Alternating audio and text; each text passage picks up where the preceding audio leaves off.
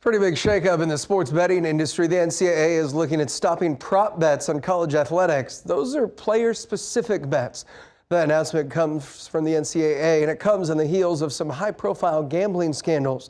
KETV News Watch 7 Sean McKinnon gets the facts about what bets are allowed in Nebraska now and what could come next.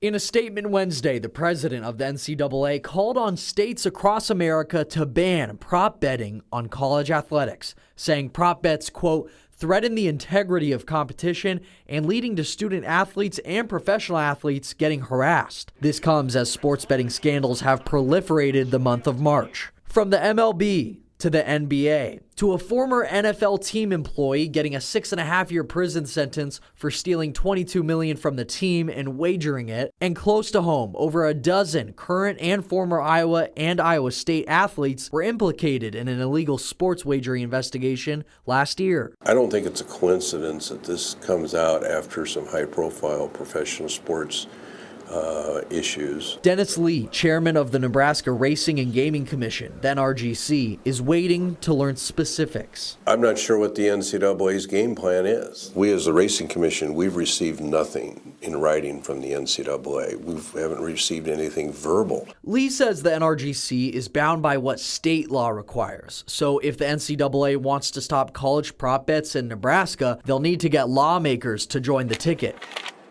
But Nebraska does already have prop betting regulations. Prop betting on athletes who play for a Nebraska school are not allowed no matter what. So you can't bet on a Creighton Blue Jay to hit a three, or a Husker quarterback to throw for 300 yards. But you can place a prop bet on a player from another school, and betting on a Nebraska team as a whole when they're playing out of state is allowed. Sports betting is only allowed at a sports book at a casino in Nebraska, as opposed to mobile sports betting that's legal in Iowa. But that could change. At some point, I'm sure sports wagering on a remote basis on your phone is going to come before the legislature. And as sports betting expands in different states, Lee predicts pushback. Nor would I rule out the prospect of the NCAA getting some lobbyists to go around the country to petition state legislatures to remove college betting. Whether that it will end up getting to the point of changing laws, changing wagering rules and regulations,